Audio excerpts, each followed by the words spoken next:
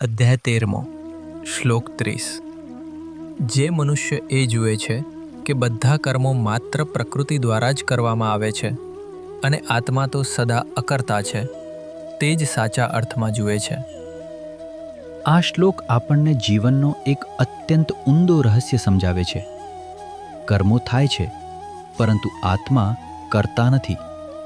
શ્રી કૃષ્ણ આગળ સમજાવે છે કે જે વ્યક્તિ તત્વને સાચી રીતે જાણે છે તે આ જગતમાં થતી તમામ પ્રવૃત્તિઓને કેવી રીતે જુએ છે।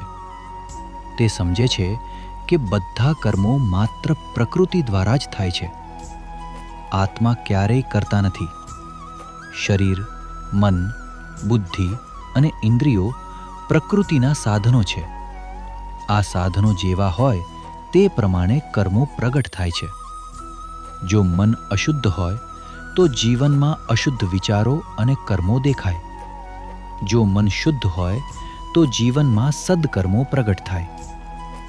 આત્માની માત્ર ઉપસ્થિતિમાં જ આ સમગ્ર પ્રકૃતિ કાર્ય કરે છે। પુરુષ એટલે ક્ષેત્રજ્ઞ જ્યારે શરીરમાં રહેલો હોય છે ત્યારે શરીર, મન અને ઇન્દ્રિયો કાર્યશીલ રહે છે। જ્યારે આત્મા શરીરનો ત્યાગ કરે છે ત્યારે શરીરની તમામ પ્રવૃત્તિઓ બંધ થઈ જાય છે। આત્મા સર્વવ્યાપક, પૂર્ણ અને પરિપૂર્ણ છે, તેથી તેમાં કોઈ ઈચ્છા નથી હોતી। જ્યાં પૂર્ણતા છે ત્યાં કંઈ મેળવવાનું બાકી રહેતું નથી। તેથી અનંત આત્મામાં કોઈ કર્મ નથી હોતું। જ્ઞાનીનું શરીર પ્રકૃતિનો જ એક ભાગ છે। શરીર દ્વારા અનેક પ્રવૃત્તિઓ થતી રહે છે, છતાં જ્ઞાની પોતાના આત્મ સ્વરૂપમાં સ્થિર રહે છે।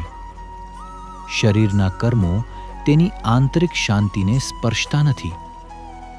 જે આ સત્યનો સીધો અનુભવ કરે છે કે આત્મા અકર્તા છે અને પ્રકૃતિ જ કાર્ય કરે છે, તે જ સાચો જ્ઞાની છે। આ જગતમાં થતા બધા પરિવર્તનો પ્રકૃતિમાં થાય છે। જે વ્યક્તિ આ પરિવર્તનોને પોતાની સાથે જોડી દે છે તે બંધનમાં પડે છે, જ્યારે જે વ્યક્તિ આ બધાથી અનાસક્ત રહે છે તે મુક્ત રહે છે। અત સત્ય એ છે કે કાર્ય પ્રકૃતિ કરે છે, આત્મા નહીં। પરંતુ પ્રકૃતિના કર્મો સાથેના તાદાત્મ્યને કારણે પુરુષને કર્તાપણું અને ભોગતાપણું અનુભવાય છે। તેથી સાધકે અનાસક્તિ દ્વારા આ ખોટી ઓળખનો ત્યાગ કરવો જોઈએ। જે વ્યક્તિ કર્તાપણાના અહંકારથી મુક્ત થઈ પરમ સત્યમાં સ્થિર થાય છે તે કર્મ કરતા કરતા પણ કર્મબંધનથી મુક્ત થઈ જાય છે।